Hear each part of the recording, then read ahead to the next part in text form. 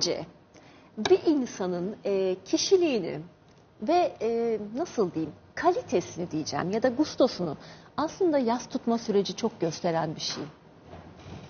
Çok mu yargılayıcı bir şey söyledim? Yo, hayır. Ya da çok ama mu coğrafyaya bağlı? Sanki belki keskin. Ha. Çünkü insanlar o süreçte çok farklı bir taraflarıyla tanışabiliyorlar bazen. Mesela? O yüzden şimdi şöyle, o kadar fazla farklı duygu, şimdi yas dediğim şey ne aslında? İşte duygusal tepki, bilişsel hani düşüncelerimiz tepki, ruhani tepki, işte anlam arayışına giriyoruz. Biri öldüğü zaman hayatı sorgulayabiliyoruz, anlam arayışı, yaratıcı var mı yok mu oralara girebiliyoruz. Bedensel tepkiler, bir sürü bedensel arıza vermeye başlıyoruz sevdiğimiz biri öldükten sonra. Biliyoruz daha doğrusu, herkes için böyle olacak diyemem. O yüzden de bu herkes için çok çok biricik bir süreç. Yani eşi benzeri olmayan bir süreç. Çünkü herkesin ilişki aynı. Diyelim ki biri annesini kaybetti, bir başka biri de annesini kaybetti. Ya da iki kardeş aynı anneyi kaybettiler. Aynı anne değil ama kayıpları. Yani hep derler senin kardeşinin annesiyle senin annen aynı değil. Çünkü ilişki farklı. İşte pek çok faktör var aslında yası belirleyen ve insanın o yüzden çok öngörülebilir bir şey değil. Yani bu çok işte metanetli bir insan. Bu çok böyle güzel güzel atlatacak yas sürecini diyemiyoruz bir insan için öncesinde. O sürece girmeden hiçbir şekilde öngöremiyoruz. Ama bazı şeyler var.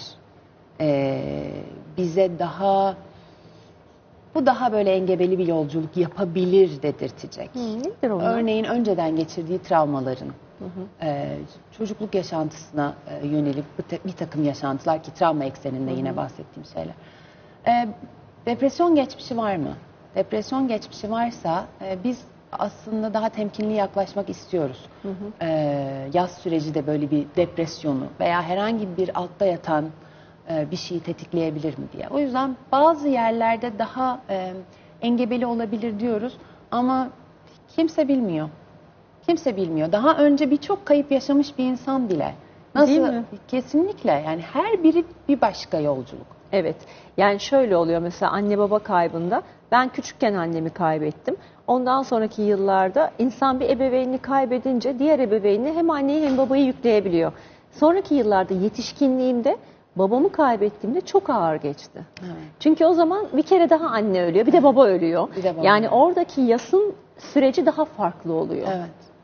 Kesinlikle. Ve bir yeni kayıp hep daha öncekileri beraberinde getiriyor. O yüzden mesela ben babam ölmüştü. Çok da fena da karşılamıyorum. Dedim ki ya Allah Allah. Nasıl ya? Hani ben gayet iyiyim. İşte ne bileyim bir ilaç kullanımım yok. Bir işte böyle ağlama krizlerim yok vesaire. Sonra çok daha basit bir kayıp yaşadım. Ev değiştirme gibi. Ve tanınmaz hale geldim. Aa. Ve yani yataktan çıkacak gücü kendimde bulamıyorum. Ve insanlar diyor ki yani ne oldu Zeynep sen babanı kaybettin bu hale gelmedin. Ama işte aslında kümülatif bir etkisi var orada. Yani benim majör tek kaybım babam. Daha sonra gelen kayıplarda ben hep babama ağlıyorum. Hep babama da ağlıyorum ama daha doğrusu kendime. Ve hep oraları yeniden ziyaret ediyorum oraları. Tabii yeni bir kayıp aslında. Daha 2 yıl Evet. oldu değil mi? 2021'de Evet, yanlış 2021. hatırlamıyorsam. 2 yıl aslında bence yeni. Çok. Yani şey oluyor çünkü insan ilk bir yılda mesela onsuz ilk doğum günü. Evet. Onun ilk doğum günü, onun yaşamadığı. Evet. İlk bayram, ilk yılbaşı gibi ilk babalar günü, Evet. ilk anneler günü. İlk neyse. ölüm. İlk ölüm. Evet. Gibi böyle bir süreç geçiyor. Sonra ikinciler geçerken hani insan yavaş yavaş o ısınma turlarını yaşamaya başlıyor. Evet. Bahsettiğiniz bir şey vardı. Ben onun üzerine çok takıldım. Ertelenmiş yas mı, yası erteleme mi? Erteleme. Ben bunu yaşadım.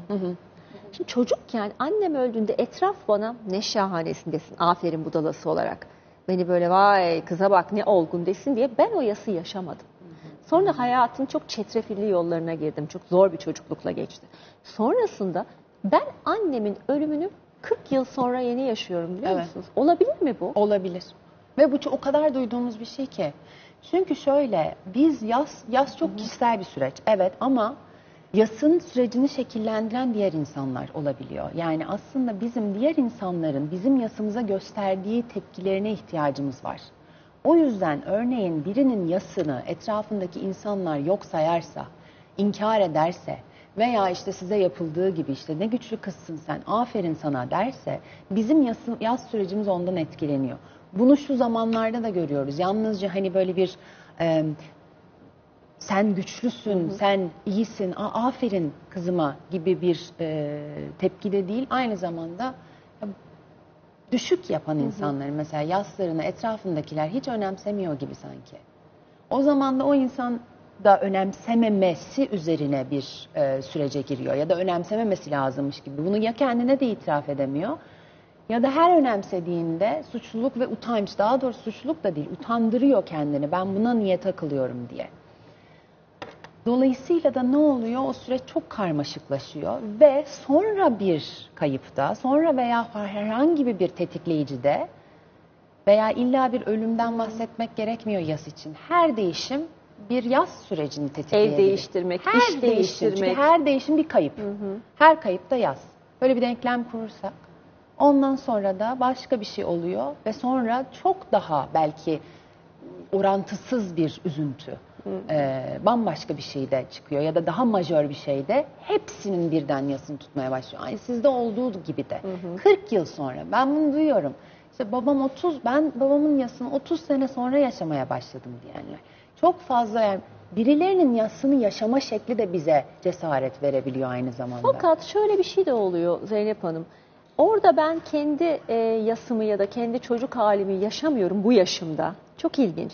30 yaşında gencecik bir kadınken hayatını hiç yaşamadan ölen annemin yasını tutuyorum.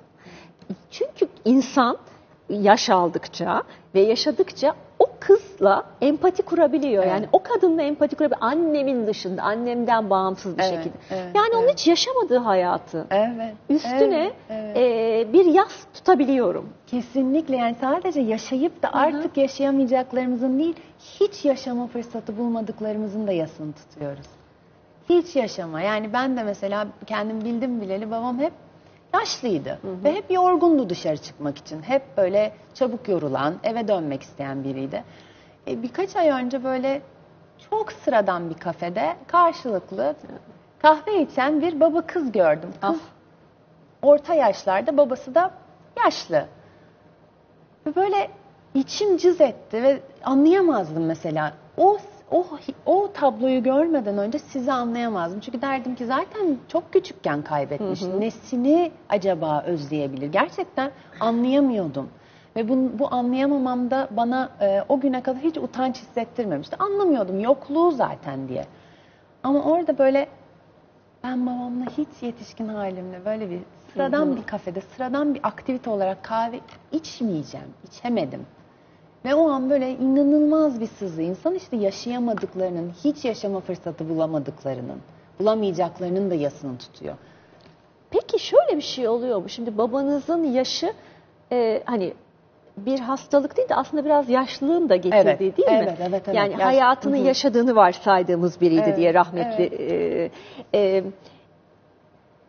O yaşta yitirilen yani yaşını başını almış birini yitirmekle kelimelerimi çok seçmeye çalışıyorum çünkü hani acınız olduğu için orada yanlış bir şey söylemek istemiyorum. Teşekkür ederim. Genç yaşta ölen biri arasındaki yas fark ediyor mu? Yani ben mesela babam 57 yaşındaydı öldüğünde ve cenazeye ya da eve başsağlığına gelen herkesin yaşını hesaplıyordum babamdan büyük.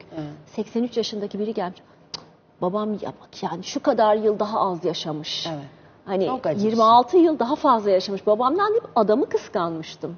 Çok normal değil mi ama? Çok normal mi işte? Çok normal. Yani mesela o zaman babanızı o yaşında kaybetmekle, sizin yaşadığınız yasla daha erken kaybeden birinin yası farklı olabiliyor mu? Olabilir. Kesinlikle olabilir. Olmayabilir ama olabilir. Şimdi şöyle birkaç yerinden bakmak istiyorum buna. Bir tanesi birinin hayatının döngüsünün tamamlandığını, güzel bir hayat yaşadığını veya yani benim kişisel sürecimde güzel bir hayat yaşadığını, hayatının sonuna geldiğini ve onu güzel bir şekilde uğurlamanın verdiği yasın etkisi başka. Bir de çok daha uzun yaşayabilirdi. Ne oldu da şimdi? Çünkü biz hani isteğimiz sıralı ölüm, değil mi? İstek bu, arzu bu, temenniler bu.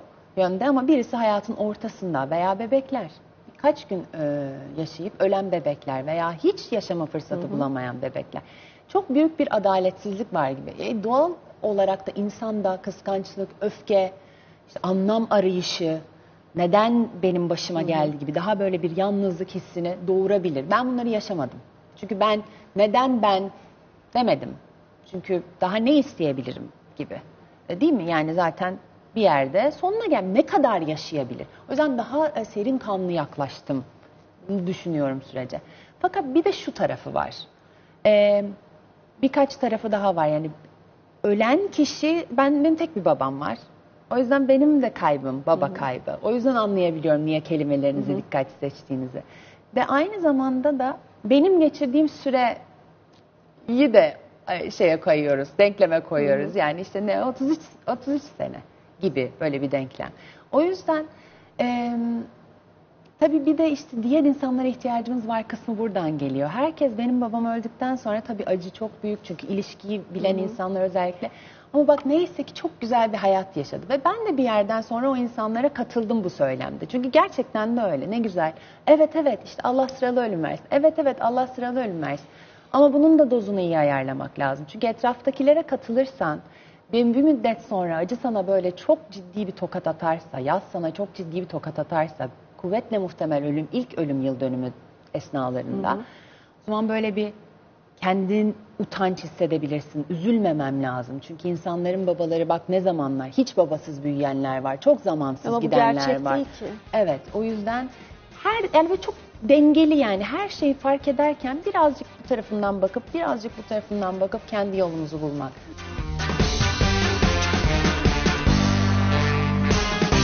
Bianca Stella, her yeri boya, her şey boya. Bianca Stella, Bianca Stella, her yeri boya, her şey boya. Bianca Stella.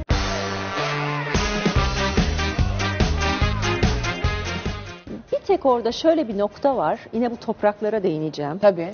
Bir bakış açısı farkı. Bunu hep söylüyorum. Yine söylemeye de devam edeceğim. Çünkü benim travmamdır. Daha yetişkin olunca ve hani belli bir yaşta da birisi kaybedilince insanlar işte o dediğim gibi ne güzel bir hayat yaşadı. Bak Evet. daha ne istiyorsun gibi bakıyorlar ya. Burada bir acı nesnesi değilsiniz. Ama siz çocuk olup anneniz de çok genç yaşında ya da babanız öldüğü vakit siz etrafta bütün o toplanan kişilerin acı nesnesi haline geliyorsunuz. Yani sizden daha çok ağlıyorlar. Tabii.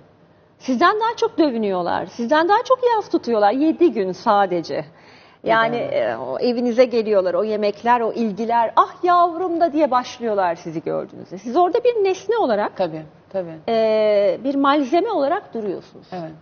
Sonra onlar kendi evlerine çekip gidiyorlar ve siz 7. günün sonunda ıssız bir eve gelip orada ses azalıyor. Evet, sessizlik. Şimdi bu da Tabii, çok tabii. bana korkunç bir şey geliyor. Öyle de zaten. Korkunç bir Kulağa şey. da öyle geliyor, evet. Yani bir başkasının komşu gelip o çocuğun acısını çalmamalı. Evet, kesinlikle. Ya benden niye fazla sen dövünüyorsun ki? Sen benden daha fazla acı çekemezsin ki. Kesinlikle. Hem acısını çalmamalı, senden daha fazla dövünerek, hem de aynı zamanda bir müddet sonra da iyi olmanı bekleyerek acını çalmamalı.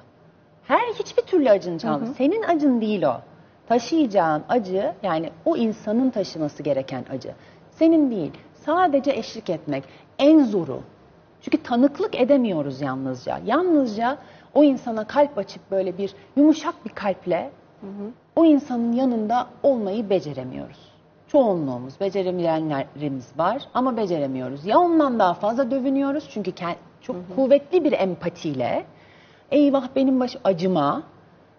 Çok yakın zamanda bu coğrafyada çok korkunç bir felaket oldu. Deprem, evet. Ve insanlar şöyle tweetler attılar ya, biz buna şahit olduk yani. İşte bunları düşününce anneme babana daha fazla sarılıyorum. Ve bir deprem felaketinden etkilenen kişi kalkıp da ben sizin bana acımanızı istemiyorum diye bir tweet attı. Bu da viral oldu. Sizin benim acım üzerinden gidip annenize babanıza sarılmanızı istemiyorum. O kişinin acısı, onu orada taşıması için hem taşıyabileceğine güvenmek hem de aynı zamanda çok güzel söylediniz, çalmamak, ne dövünerek çalmamak ama zamanı gelince de 7 gün veya 40 günün sonunda da hadi artık Aslı yavaş yavaş toparlanmak lazım. Dememek. İki Belki türlüsü ben de 5 yılda çalma. toparlanacağım. Belki 10 senede. Bunu Sen mi kimse karar karışamaz. veriyorsun? Kimse karar veremez. Ruh sağlığı tanı ve tedavi kitabı olmak üzere kimse karar veremez. Evet, yani bu dolaylı yasa mı giriyor? Bu dolaylı yasa Depremde giriyor. yaşadığımız. Evet. Depremde eğer ben etkilenmediysem, sadece izlediğim, okuduğum veya duyduğum şeylerle bendeki yaslarımın tetiklenmesiyle beraber toplumsal olan bir olaydan kişisel bir sürece geçiş yaptıysam bu dolaylı yas deniliyor buna, evet.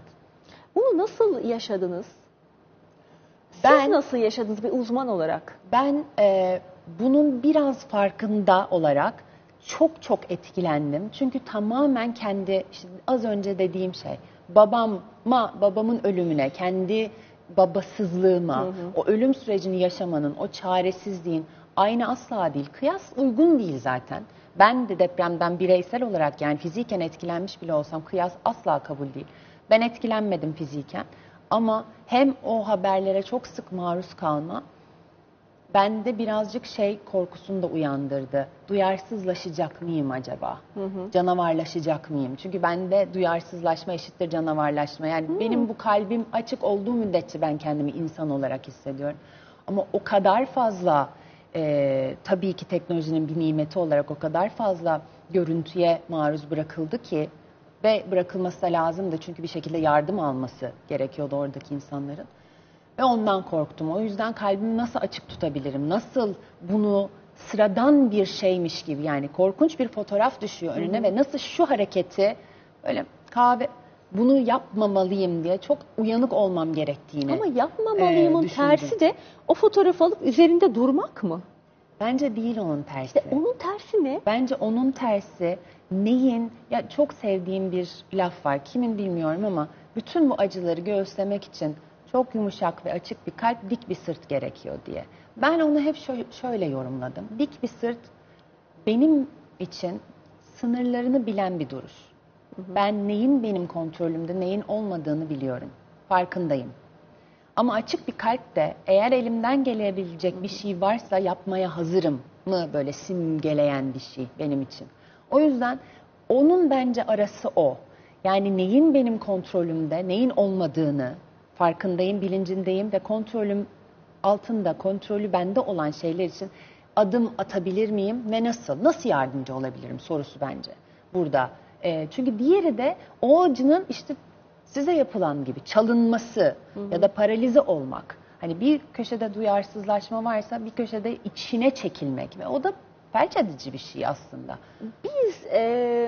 Bu bir sınav olsaydı, bu ülkede, bu topraklarda yasla ilgili dışarıdan dolaylı yas, komşumuz, bu genel her şey için, deprem için, yakınımız için, her türlü yas için. Bu sınavı doğru ve iyi verenler tarafında mı olurduk? Anlamda ülkenin geneline bakıldığında. Evet. Yani ben o kadar emin değilim. Ben de çok emin değilim. Biz yas tutmayı bilmiyoruz. Evet, maalesef.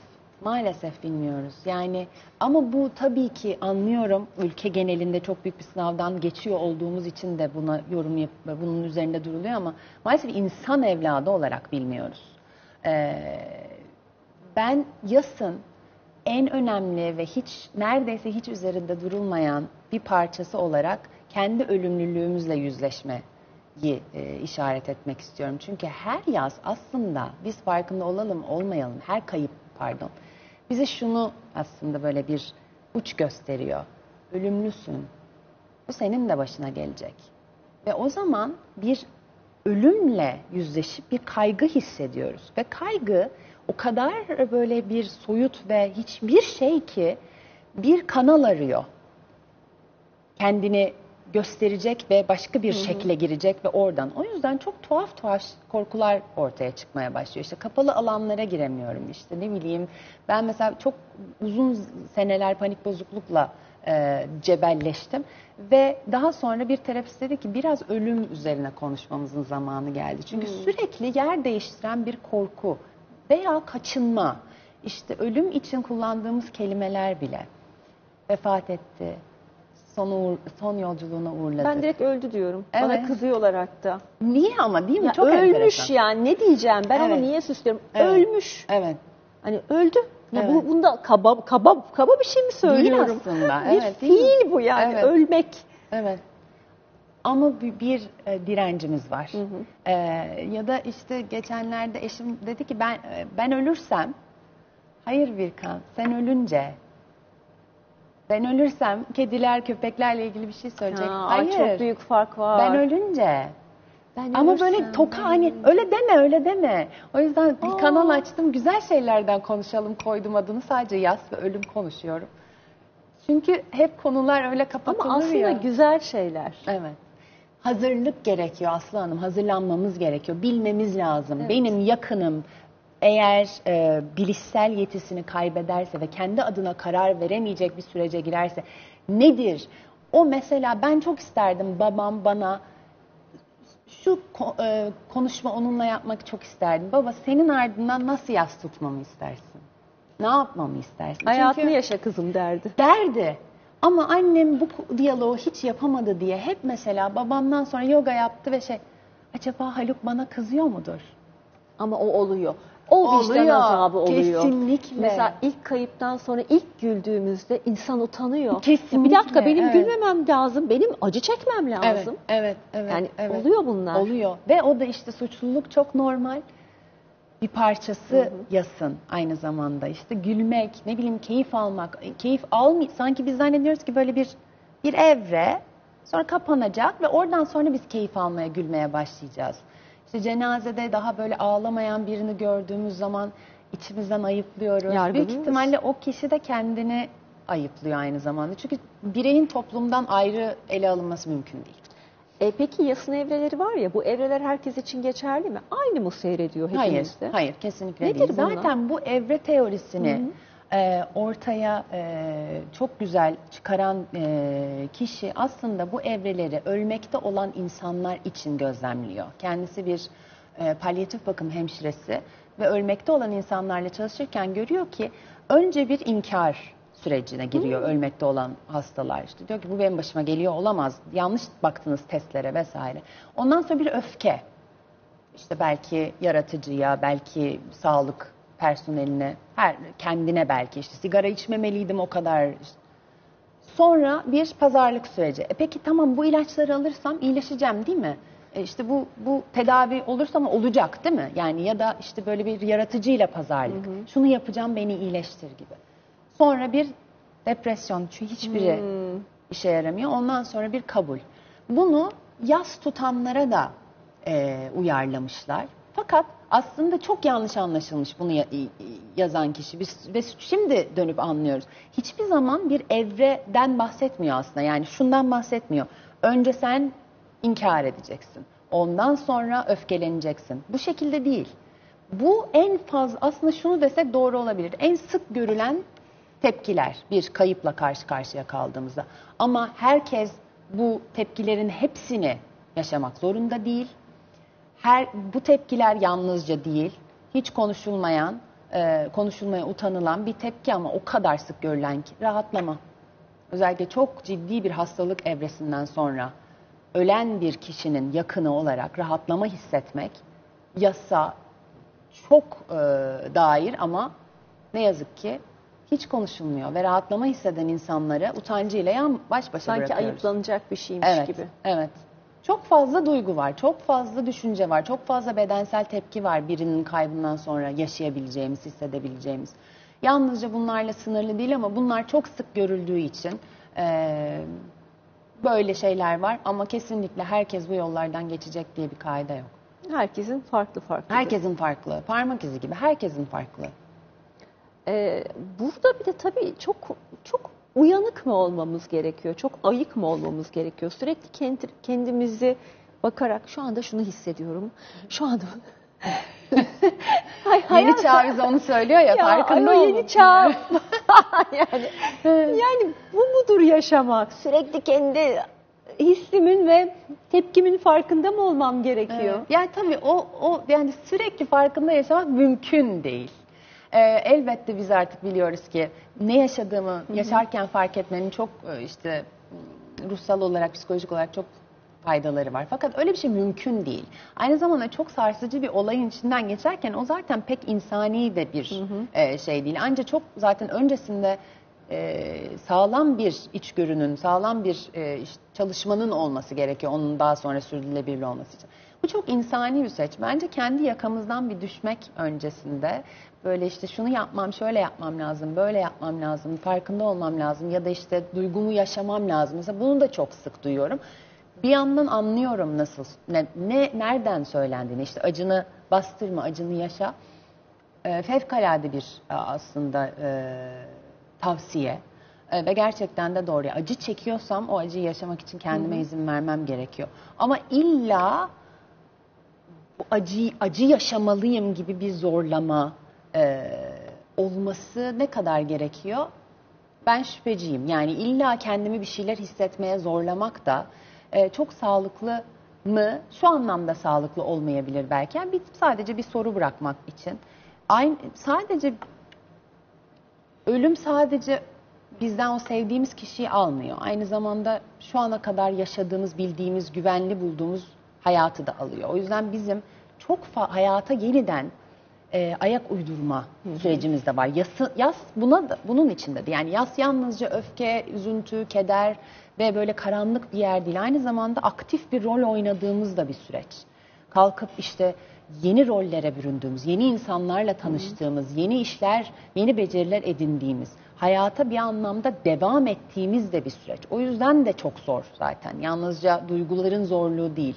Hayatı yeniden kurgulamanın da verdiği bir zorluk var. O yüzden sürekli işte acımı yaşamalıyım, sadece acımı yaşamalıyım değil. Aslında böyle bir salınım gibi acıyı yaşayacağım zamanlar olacak hissettiğimde evet. Ama bastırıyorsam da bir hayatta kalma gayem, böyle bir derdim vardır o esnada. O yüzden bastırıyorumdur. Örneğin işte biz ne zaman çok ölüm olduğu anda bir don tepkisi gösterebiliyoruz. Ve daha sonra işte cenaze işlemleri, o bütün bürokratik işlemler aslında insanı çok böyle bir hayatta kalma modunda hareket ettirdiği için çok donuk, çok soğukkanlı becerebiliyoruz bazı işleri. Ama ne zaman ki işte evden insanlar yavaş yavaş gitmeye başlıyor, ne zaman bütün işler tamamlanıyor, devlete düşüyor öldüğünün belgesi vesaire, sonra bir çıkış yaşayabiliyoruz. O yüzden de bazen hani acıyı yaşamıyorsam, bir şeyleri yaşamak için kendimi çekiştirmek yerine bir bildiği vardırdan gitmek. Çünkü biz buna donanımlıyız. Biz yasa donanımlıyız. Çünkü ölümün aslında bilincinde olan varlıklarız. O yüzden yasa donanımlıyız. Korkmamak iyi bir başlangıç olabilir ama tabii çok zor. Zor, çok evet. Zor. Tabii sadece bu yakınımızı kaybetmek ölüm değil. Kesinlikle. İşte, yeni bir eve gitmek, boşanmak. Evet, evet. Şehir değiştirmek, evet. iş değiştirmek gibi değil mi? Çok örneği olabilir. Kesin yani ben neyin ardından yas tutuyorsam o bir kayıptır. Kesinlikle bu böyle. Ama tabii toplumun kabul işte orada da işte tanınmayan yas kavramı var ki benim çok hoşuma gidiyor. Çünkü adı olduğu zaman şöyle bir etki de olabiliyor benim üzerimde. Ha demek ki ben yalnız değilim bunu yaşarken, başka insanlar da. Evcil hayvan kaybı üzerini çok kapatıyoruz. İşte düşük dediğim gibi bu bahsettiğimiz ölümle alakalı olmayan diğer kayıplar. Aynı zamanda ne zaman bir kayıp tek bir kayıp ki? Yani anneniz ölüyor, bir sürü kayıp var, ikincil kayıplar. Ama ikincil diyerek de böyle hani hafifletmek de istemiyorum. Çok sağlam kayıplardı o. Aynı zamanda boşanırken bir sürü kayıp, ya kimlik kaybı bir kere. Bir rol kaybı, geleceğin kaybı, yası, hayallerin yası, hiç olmayacak şeylerin yası, hiç fırsat yakalayamadığım geçmişin yası, pek çok yas var. O yüzden tek bir hani annen öldü, baban öldü, onun yası değil, onun beraberinde türlü çok katmanlı aslında.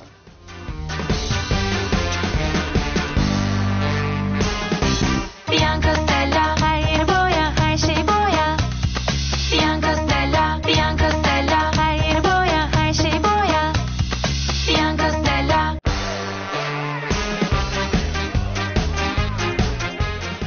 Ama bunun da bir şey söyleyeceğim. Bunun da bir sınırı olması gerekiyor değil mi? Yani artık hani o kadar da Bir şey de bilmem neyi çıkarmayalım yani diye. yası hani böyle bu kadar da birazcık da bir güçlü olmayı da kendimizden bir talep edelim. Boşanma gibi, evcil hayvanın ölümü gibi demiyorum. Bunlar çok acı şeyler. Yani ben de yaşamadığım yas kalmamış bu arada. Siz sayarken hepsini maşallah Gerçekten. kalem kalem yaşamışım, tamamını ama. Evet. Şimdi ülke değiştirme, şehir değiştirme, ev değiştirme, eş, şu bu, evcil hayvan hepsi düşük. Evet. Hepsini yaşamışım. Yaşamadığım yok. Ana, baba, o herkes ölmüş. Şimdi bu noktada da artık yani insan bir noktadan sonra da elinden giden bir şey için, bir para için ya da bir varlık için ya da değiştirdiği ev için artık sizinki için demiyorum. Kendi adıma baktığımda yas da artık oluyor. Evet. Hani çok affedersiniz ama çok özür dileyerek söylüyorum. Bir kaşarlanma seviyesi de var bu işte ya. Yani hani o kadar da. Olmalı da. Olmalı mı? Bütün bu yeni çağ öğretileri aslında böyle kadim öğretilerden Yani, alınan of. yeni çağ geçiciliği fark etmeliyiz aslında bir yerde. Yani gerçekten öyle. Şimdi politik doğruculuk gibi. Şimdi diyoruz yani öyle deme. Şöyle kelimeler türedi. İşte bunlara böyle konuşacaksın. Şu şeyleri, kelimelerimizi doğru seçmeye çalışıyoruz. Bunun da evet böyle bir cılkını çıkarmadan hani evet ama bu zaten geçiciliği fark etmekle. Bunun sınırı o bence. Yani çok acı olduğunu fark edip ama aynı zamanda sahip olduğum her şeyin geçici olduğunun bilincine çıkmak. Her şey. Olgunlaşan her şey ölecek. Bazen olgunlaşmadan ölecek ama bizim gözümüzde olgunlaşmamış olacak. Aslında onun olgunlaşmış olduğu için öldüğünü kabul etmek. Geçici, duygularım da geçici, düşüncelerim de geçici ama aynı zamanda maddeler de diğer insanlarla, diğer insanların kendileri, onlarla olan ilişkin geçici, geçicilik üzerine ve ölümlülük üzerine kafa yormamız gerekiyor. Bu yas tutmamıza da çok yardımcı olacak. Bir yerde kaşarlanmamıza da yardımcı olacak. Ve aynı zamanda yas tutan insanlara eşlik edebilmemize de yardımcı olacak. Yani bu kadar değil yani tırnağım kırıldı diye artık orada kriz çünkü- çıkarmayalım. Evet, çünkü geçici zaten. Geçici olduğunun bilinci. Belki tek bir şey hatırlatabilme şansım olsa kendime. Her gün bunu hatırlatın. Geçici. Bu beden geçici. Bu da peki bunu kabul ettiğimiz vakit kurduğumuz her ilişki ya da sahip olduğumuzu düşündüğümüz her şey, ev olabilir, düzen olabilir, her şey. Çok anlamsızlaşmıyor mu? Bir hiççiliğe doğru giden bir şey yok mu orada? Evet değil mi? Öyle de bir tarafı Yani- var yani. Madem geçiciyse o zaman ben niye buna emek harcayayım? Niye harcıyorum? Niye Pardon. elimde tutayım diye. Evet aynen öyle. Ya ilk böyle o geçicilik kavramı evet zihne düştüğü zaman ilk böyle o taraflara şey yapalım. Ne de olsa öleceğiz. Her şey çok anlamsız. Ya da ne de olsa bitecek. Bunun ne anlamı var gibi. Evet çok doğru aslında. Yani anlam savunuculuğu yapamayacağım çünkü aşırı doğru bir yer. Ve işte bütün bu varoluşçuluk felsefesinin çıktığı nokta. Yani hayat çok absürt. Çok saçma. Ve bir yandan da buradayız. Buradayız. Ne yazık ki. Ve evet yani medikal destekli ölüm seçeneklerimiz var. Ruh sağlığı için de yapacakmış mesela Kanada ama henüz bizim ülkemizde yok. Buradayım. Buradayken o zaman bana tatmin veren, işte bana iyi ki buradayım dedirten şeyleri yaşamamda pek bir sakınca yok gibi sanki. Bence bunun dengesini insan kendi içinde buluyor. Yani evet her şey geçici ve o zaman ne anlamı var? Arasında bir yerler var ve bazen buraya daha yakınız. Bazen anlamsızlığa daha yakınız. Bazen o geçiciliğin güzelliğine daha yakınız. Bazen anlamsızlık kısmına daha yakınız.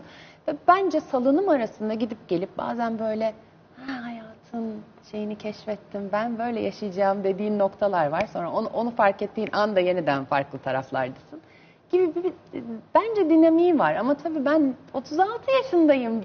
Bir sene sonra buraya tekrar gelme şansım olsa bambaşka şeyler söyleyebilirim.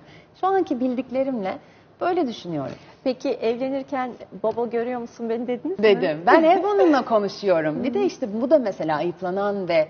Ben de konuşuyorum. Evet ve bunun bir psikolojik rahatsızlık olduğunu savunan hala bir şey var, grup var. Fakat daha öncesinde bu devam eden bağlar teorisi ortaya atılmadan önce ve bunu normalleştirmeden önce bunun gerçekten bir rahatsızlık olduğunu ve yasın tamamlanamadığını düşünen, bunu savunan ve hala biliyor musunuz 6 aydı sağ olsunlar 1 seneye çıkardılar. Eğer 1 sene sonra yasınız hala devam ediyorsa uzamış yas diye bir kriter var. Bu Bir ne ya, sağlığı. vergi takvimi gibi Ya şey gibi, ne bu kesinlikle. ya, böyle şey Ve gibi. şunu 1 unutuyorlar. Ocak'ta açıklanıyor vergi matrahları gibi. Ve şunu gözden kaçırıyorlar. Tam 1 sene duyguların en tavan yaptığı yerdesin. Yani diyelim ki benim babam öldü ve ben 1 sene sonra psikiyatriste gittim ve çok ağlıyorum. Çünkü o ölüm yıl dönümü geldi ve çok ağlıyorum ve çok stres bir haldeyim, çok bunalmış bir haldeyim. Bana uzamış yaz tanısı koyabilir. Ve bana bir ilaç tedavisi başlanabilir, kendi şeyle. Evet. Neden? Niye? Sadece bir tanı kriterinde yazıyor diye mi? O yüzden de O zaman resmi gazetede yayınlansın uzamış yaslar. kesinlikle Bugün uzamış, itibariyle yası bitecek olanlar. kesinlikle yayınlanmalı değil mi? Bugünden Uzamış, itibaren ay hükümete yeni bir kanal buldum. Uzamış yaslardan vergi al. Ay tövbe. Uzamış Vergi yaslardan alıyor. vergi al. Çok güzel bir kapı bu. evet, çünkü hepimizin uzuyor bir yerde. Ve işte bu devam eden mallar, konuşmak dedim, ben dedim diyorum da kendi işleri eğer bana işte böyle uzamış yaz vesaire diyorlarsa Yani birazcık bilmiyorum, kulak bana hiç- tıkamak da lazım. Kim kendini nasıl iyi hissediyorsa Evet. ve kendini nasıl güvende hissediyorsa o anlamda, delilik için söylemiyoruz bunu tabii ki. Yani Tabii, normal tabii, olmayan tabii, literatüre tabii. göre şeyler için söylüyorum. Yani o zaman tamam öyledir. Evet. Evet. Yani eğer toplumda her şey normal gidiyorsa, işiyle gücüyle bilmem ne. Evet. Yani tamamdır. Konuşabilir, onun adına yardım edebilir, onun adına bir şeyler başlatabilir, mezarına gidip bir şeyler bırakabilir. Gitmeyebilir mi? Gitmeyebilir. Ha, gitmek zorunda mıyız? Hayır, ben hiç gitmedim. Bir defa eşim tanışmak istedi. Tanışmak mesela. Tanışmak mı tuhaf- istiyorum dedi. Evet, dedi ki ben babana gitmek istiyorum. Tamam, ben gitmiyorum dedi. Orada olduğuna inanmıyorum. Orada bir beden olduğuna inanıyorum. Her an burada da bak kerataya ne diyor, ne bilmiş konuşuyor dediğini de düşünüyorum. Bu benim ama hayatımın başka hiçbir yerinde herhangi bir tırnak içerisinde sağlıksız bir şey gerçekleştirmiyorum. O yüzden bu benim yasım ve ömür boyu böyle sürecek. Yani bir şekilde bağımı devam ettirmeye çalışıyorum. Bu bağı devam ettirmede anormal bir şey yok. Hayır. Tamam, güç. Bence yok. Bunu anormal diyenler de var. Ben anormal demeyenlerin tarafındayım. Yok. Çünkü bunlar yaz öyle bir konu ki buna kimsenin haddi olmamalı aslında. Bu yanlış, bu doğru, bu olmamalı diye. Biri bana gelip dese ki ben hiç öldü mezarındayım. Annem öyle. Her gün gidiyorum çünkü o orada devam etmiyor. Anlarım. Eşlik etmeye çalışırım. Ben öyle görmüyorum ama bu demek değil ki o da öyle görmeli ve onu çekiştiririm. Anlamaya, eşlik etmeye, duymaya çalışırım ve duyuyorum da. Çünkü onun öyle. Benim kız kardeşim daha farklı bakıyor. Ben daha Tabii. farklı bakıyorum mesela yani. Evet. Kesinlikle. Ama bu mesela 2 yıl evvel babanızın kaybından önce olsaydı da böyle bakar mıydınız? Bakmazdım. Çok açık yüreklilikle söyleyeyim. Bakmazdım. Çok daha fazla yargılıyordum insanları. Kaldı ki meslek gereği hani daha böyle şey olmam beklenir. Daha yargısız vesaire. Ama şu hatırlıyorum küçüklüğümden beri işte annesini kaybetmiş bir yakınımız vardı. Nasıl sokağa çıkar? Sonra bir yakınımız çocuğunu kaybetti. Kadını giyinip süslenirken gördüğümde çok yargılamıştım. Nasıl olabilir böyle bir şey diye. O yüzden çok değişti. Orada bir milat var. Yani kendi yasım başka insanlarla böyle aramdaki köprüyü onardı gibi hissediyorum. Babanızın adı neydi? Haluk. Haluk Bey. Burada olduğunuzu tahmin ediyorum. Niye? Çünkü bana dedi ki Ceyhun, yayını kesebilir miyiz? Beni seçemiyormuş. Göster. LED bir anda burada Aslı Şafak'la işin aslı yazıyor ya. Siyaha düşmüş arkadaki Evet. LED. Gidin Ben artık bitirin. Hayır, bir şey söyleyeceğim. Son 5 dakika zaten. Ben bunu gerçekten dediniz ya. Haluk Bey kerata bak ne anlatıyorsun diyor bize. Bizi siyaha düşürüp yasını tutturmak için burada olduğunu düşünüyorum. Olabilir mi? Olabilir. Çok konuştum benim hakkımda. Rahat bırak beni de diyor. Bunu bir yanıt... Ay yine de bilgisayar. Bunu ne yanıt olarak alacağız? Onu hep mühendis olmamı ister. Sana çok yazık oldu diyor hep bana diyordu. Ay, peki o zaman duralım Ceyhun, duralım. Ya da durmayalım, sen bilirsin. Değil mi? Artık bence bu siyah kalsın. Bu siyah Biz kalsın. buradan Haluk Bey'e buradan selam gönderelim. Bu siyah kalsın. Bizim de en azından selamımız olsun. Zeynep Hanım'a da bir anımız olsun bırakabileceğimiz öyle. buradan. Aynen öyle, Birlikte böyle. o yaz tuttuğumuza ilişkin. Kesinlikle. Yakınımızla, şimdi bu bence çok güzel bir şey. Bence 2 dostun ya da 2 komşunun, birbirini seven 2 insanın birbirine verebileceği hayat yolunda yürürken en güzel hediyelerden biri. Onunla beraber olması gerektiği yeri tam anlamıyla idrak ederek birlikte yas tutabilme hali de çok değerli. Eşlik edebilme. Bunu biz böyle bir hediyeyi sevdiğimiz birine nasıl vereceğiz? Bunun yolu yöntemi nedir? Çünkü bilmiyoruz. Ne yapabiliriz? Kendi acımızı tutmayı öğreneceğiz. Hı hı. Çünkü ben bir insana eğer nasihat veriyorsam fark ediyorum ki o benim kendi acımı dindirmek için. O çaba. Dinlerken muhakkak böyle bir düzeltmek istiyoruz. Onun acısını almak istiyoruz. Onu iyi hissettirmek istiyoruz. Öyle bir şey söyleyeyim istiyorum ki böyle bir evet desin ve o raddeden sonra bir daha o karanlık yere gitmesin. Ne münasebet. Ben niye kendimden böyle insanüstü güçler? Bencil miyiz? Orada arkadaşımızın bir an önce eski neşesine kavuşup bizimle tatlı olmasını mı istiyoruz? Onun acısından sıkılıyor muyuz? Sıkılıyor olabiliriz. Hı hı. Daha hafif bir yerden belki iyi olmasını istemek. İyi olmasını istemek istiyor olabiliriz ama sıkılıyor da olabiliriz. Yani sürekli tekrar aynı şeyi dinliyorsak elbette insanız, sıkılıyor olabiliriz. Ama o sıkıntıya da dayanabilmek, acıya tahammül geliştirebilmek. Bence bunun tek yolu bu. Yalnızca karşımızdakinin değil, önce kendimizin ne olduğunun işte orada farkına varmak biraz iyi işimize yarayabilir. Ya ben şu an çok zor geliyor bunu bana dinlemek. Yine de nasıl durabilirim? Çünkü karşımdaki insanın bence nasihata ihtiyacı yok. Bence işte onun daha güzel bir yerde olduğunu duymaya ihtiyacı yok. Bence işte ne bileyim iyi bir hayat belki de o anda sadece anlaşılmak ve şefkat istiyor. Yalnızca duyulmak Kahve istiyor. ister misin diye sorulmasını istiyor belki. Belki Karnın de aç mı? sana yemek yapabilir miyim? Çünkü biz hep herkesle besliyoruz ya matem evlerinde. Herkes besleniyor bir de. Belki de sadece ben hiçbir şey istemiyorum. Çocuklara bakar mısın? Köpeği dışarı çıkarır mısın? Çöpü atar mısın? Nasıl yardımcı olabilirim deyip işte biraz da iletişimde kalmak. Ne yapabilirim sence? Buradayım değil. Yani bir şeye ihtiyacın olursa buradayım değil. Reel bir şeyler götürmek o insana. O zaman programın sonuna gelmişiz. Dilek yazayım. Dilek. Ama babanıza da yazabilirsiniz Babama bir şey. da yazayım. Evet. Allah şu son siyah teknik olarak her şey normalmiş bu arada. Diyor ki Ceyhun. Hiçbir şey aksamıyor. Birdenbire siyaha düştük diyor.